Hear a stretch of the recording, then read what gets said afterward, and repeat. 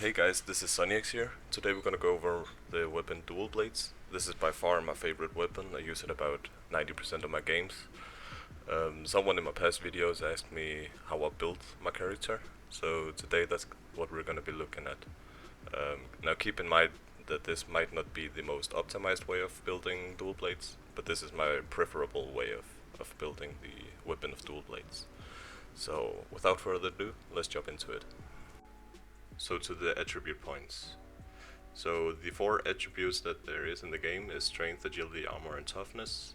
And we want to focus on strength and agility, since those are the ones given offensive stats. And we are an assassin, so our main goal is to kill someone in one combo. The strength gives slashing damage, where agility gives slashing penetration. Those are the two stats that we're most interested in, since most of our damage is slash oriented. So the way I build my character is going 80 strength and 26 agility.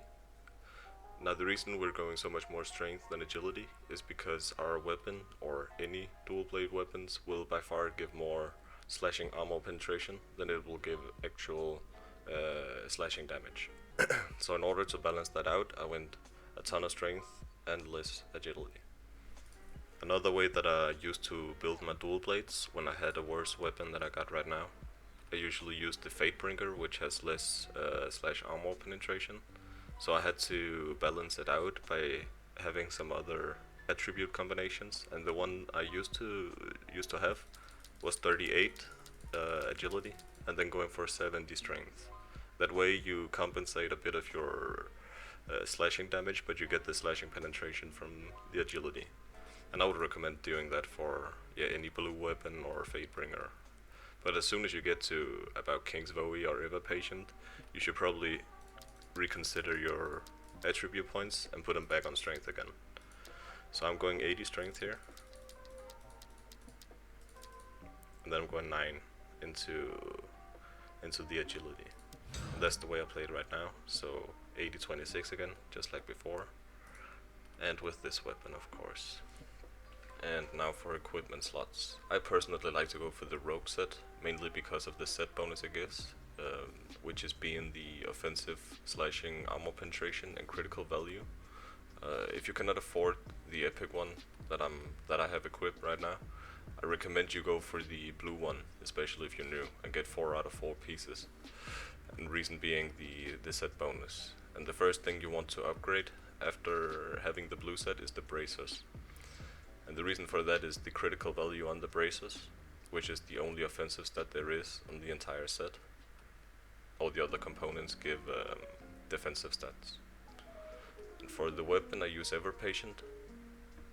And this Ever Patient I crafted right here. It gives improved piercing armor penetration and blunt armor penetration, which is not really what I want. The thing you really want on your weapon is improved slashing armor penetration, but slashing damage is the main priority. So I'll have to recondition this one, and hopefully I'll get slashing damage and slashing armor penetration improved.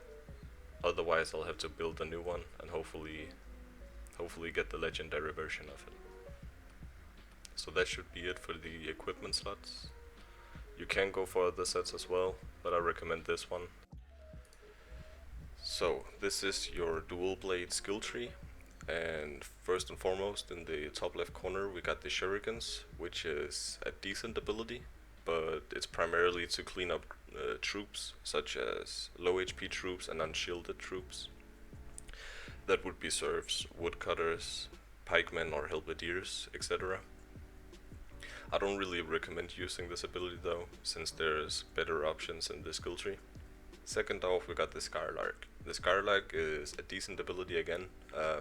The reason you would want to use this is for the third level of it, where it cannot be blocked anymore. So this is a counter to the formations of enemy troops, primarily. It's very good against spear sergeants and imperial spear guards and such. But I wouldn't recommend using this as a skirmishing ability, since it's not very good against enemy players. And reason for me saying that, it got a lot of damage, yeah, but every time you use it, people will roll out of it. And if you use it while the enemy is stunned, you're using so much time on this ability, because from you press it till it finish, there'll go a lot of time. And in that time you could have made more damage with other abilities. So I do not consider this one a skirmishing ability, but more of a team support ability. Now to the butterfly ability.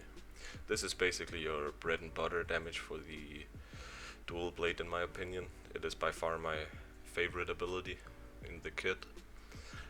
And there's many reasons for that actually. First and foremost, the utility is very good on it. You get 2 dashes, which means you can run around corners with it. You can jump through enemies and you slow them by 20% when it's level 3 as well. But what's most impeccable about this ability is the bleed effect. It drains 400 health every second for 6 seconds. Compared to the shurikens deals 300 health per second for 3 seconds. So there's a huge difference in that. And this is why this is basically my favorite ability. Alright, now to the infiltrator. So this ability is a must-have. It pretty much speaks for itself. It's 30 seconds invisibility and you get 40% movement speed while in invis. This one can be used defensively and offensively, so it's a very utility heavy ability, and you can make a lot of good plays with this one. And also, of course, you always want to have the invisibilities for the burst damage. Alright, here we got Alchemical Vaporous, which is a very versatile ability. It's both meant for defensive purposes as well as offensive purposes. Basically, you jump back and get invis. You can either stun, sprint, or backstep after that during the invis time. What's very important to mention about this ability is that you can exit concussion or dazed effects by popping this one. So it's very useful for all around situations. We also got the Thunderbolt grenade here, which is basically a grenade you throw and it stuns the opponent when it hits. When you max it to level 3, this skill also increases damage taken on the opponent by 20% for 4 seconds afterwards. So it's very good combined with Infiltrator, where you can backstab afterwards, or of course the Alchemical Vaporous. Alright guys, now for the exciting part of the skill tree. We have 2 ultimates available to us. This is Marked for Death, the one that I've chosen to go for. I actually just unlocked my second one, and I'm aiming for the third one. Basically what it is, it's a charge. If you hit somebody, the opponent gets stunned for a certain amount of time, and throughout that time you slash and stab them, dealing damage. You gotta keep in mind though that you can still be hit doing this ability, so you're very exposed to javelins, charges, and etc. If you end up getting dazed, stunned, or concussed doing this ability, you will no longer deal damage, yet the enemy will still be stunned. So you gotta keep that in mind as well. You can cancel this ability ahead of time. I usually do this if I want to get away. I can just ult somebody and roll out and get away. Or you can just finish it for the maximum amount of damage. Sometimes you can use abilities such as Infiltrator while you are stabbing the enemy, so that they will still be stunned and you can aim with your backstab to follow up. It still deals good damage even though you interrupt it halfway through, and you CC the opponent to get a free backstab if you combine it with Infiltrator. Your other option is the Dance of Death. You should pretty much just ignore this one. I think it's meant for killing troops, but since we're dual blade, it's not gonna come in handy for us to kill troops like this. Basically what it is, you swing your blades around, deal a lot of damage, you slow the target by 90%, but you gotta remember that when you're slowed you can still roll, so if they roll out of this one, then it's over. You cannot chase them. So this one, I don't know what they thought about, but don't pick this one. I would recommend you always go for the Marked for Death. So here we got my most regular skill set. We got the Alchemical Vaporous, the Butterfly, the Infiltrator, and the Marked for Death. Now this skill set is what I use about 80% of the time. It's a very good skirmishing skill set, and it's a very defensive skill set. And the reason for that is I got 3 invis. I got my infiltrator, I got my alchemical vaporous, and I got my mount invis. So I can jump off mount and get invis, you know. I also am able to mark for death out of sticky situations around corners or around just units in general if I want to escape with it, so it's a very defensive build. The butterfly gives 2 dashes, which also makes it a defensive build. Well, at least it gives movement or utility, so you can get out of sticky situations, you can slow your enemy on the way out of situations. But it's also a very good skirmishing build because you got the raw damage in butterfly, you got backstab from vaporous, and you got backstab from infiltrator. So this is what I like to use. You've probably seen my videos, you can see my playstyles with it. Before I got my ult, and if you don't have your ult yet, I would recommend going for this, but instead use Thunderbolt. It's a very good ability also to get in or out of sticky situations.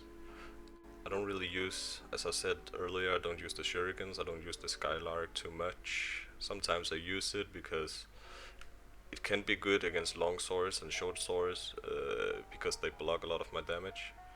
Remember that the backstab cannot go through block, so that's my main source of damage. So sometimes I might go Skylark just to avoid that situation. Earlier we talked about the way my attribute went, and most of them went in slashing damage instead of slashing penetration. So my skills is built up around killing light armor to medium armor units. I wouldn't go for something like Reapers. I wouldn't go for something like long sword or short sword. I would go for shit like serfs and pikes and, you know, etc.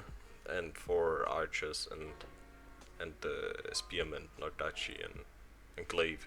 So keep that in mind. You're not made to kill tanky targets. You're meant to kill the squishy targets, and you do it fast, and you have a lot of CC and get away. Alright, I just wanted to tell you on a side note that the house that I'm in is currently recruiting. The house is called Jesters, and we are located on the European West server number 1, and we're in the continent of Maoyang. As you saw in the video, I was standing in Nightingale Town. If you're interested in joining the house, you can always leave a comment below with your in-game name. I will write to you, or you can add me on the server and type to me at any time. Alright guys, I think that rounded everything up about the dual blade weapon and how to build it and what to use of skills. Please keep in mind that this is my preferences. This might not be the mathematical correct approach to building a dual blade weapon, but I hope you guys learned something from it, or at least took some of the bits and pieces and can use it.